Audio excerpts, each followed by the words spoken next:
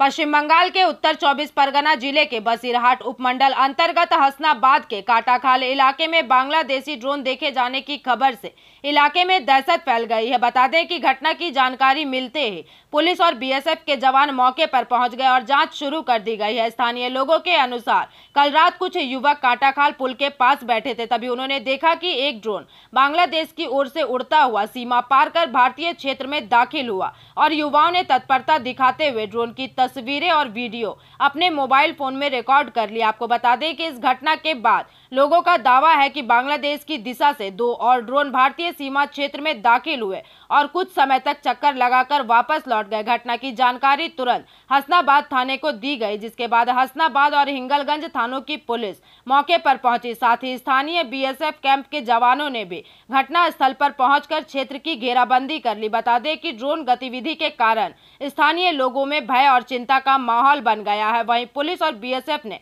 मामले की गंभीरता को देखते हुए उच्च अधिकारियों को इसकी विस्तृत जानकारी दे दी है और आगे की कार्यवाही शुरू कर दी गई है।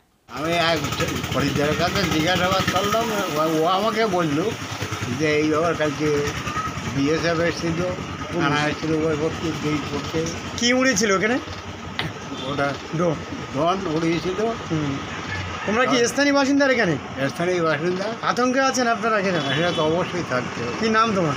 অজয় জানি। কালকে রাত্রে আমরা আইপিএল খেলা দেখছিলাম। আমাদের কাটাখালির কিছু ছিল, তারা ব্রিজের ওপরে আইপিএল খেলা দেখছিল। হঠাৎ ওরা লক্ষ্য করে বাংলাদেশ থেকে একটা লাইট মানে জ্বলছে নিপছে এইভাবে একটা লাইট চলে আসে। মানে ওটা ওদের ধারণা সেটা ড্রোন, এবং ওটা আমাদের শ্মশানঘাট থেকে ক্রস করে আবার ব্রিজের ওপর থেকে ক্রস করে কিছুক্ষণ ওরা ওয়েট করে তারপরে সেই ড্রোনটা আবার বাংলাদেশের দিকে চলে গেল। তার পরবর্তীতে আমাদের জানার পরে আমরা বিএসএফকে জানাই, হাসনাবাদ থানা, হিঙ্গলগঞ্জ থানাকে জানাই, এবং আমরা তারপরে ব্রিজের উপরে আমরা সবাই আসি। বিএসএফ, পুলিশ প্রশাসন সবাই চলে আসে। তারপরেও আমরা লক্ষ্য করলাম যে এরকম 2খানা ড্রোন মানে আপনার ট্যাংরার দিকে, মহিষপুরের দিকে এরকম 2খানা ড্রোন উঠছে, এবং সেই 2খানা ড্রোন উঠতে আবার উপরে বাদামতলার দিকে চলে আসে, এবং আস্তে আস্তে সেগুলো বিলীন হয়ে যায়। আমাদের ধারণা সেটা বাংলাদেশের দিকে চলে গেছে। যাই হোক, এই বর্তমান ভারত পাকিস্তানে একটা যুদ্ধের আবহাওয়া চলছে। কিছুদিন আগে তার শান্তি চুক্তি হলো, এবং সেই জায়গায় দাঁড়িয়ে পাকিস্তানকে মদত দিচ্ছে বাংলাদেশ, বা পাকিস্তান বাংলাদেশকে মদত দিচ্ছে।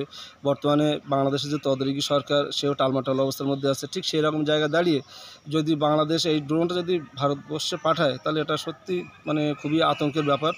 কারণ আমাদের 2টো ব্রিজ আছে, কাটাখালি ব্রিজ এবং হাসনাবাদ ব্রিজ, আমাদের যোগাযোগ মাধ্যম এটা শহরের সঙ্গে গ্রামের, এবং যদি ওদের ভবিষ্যতে যদি কোনো সমস্যা হয় তাহলে আমাদের খুব ক্ষতি হয়ে যাবে, এবং সেই জন্য এলাকার মানুষ খুবই সন্ত্রস্ত, ভীত।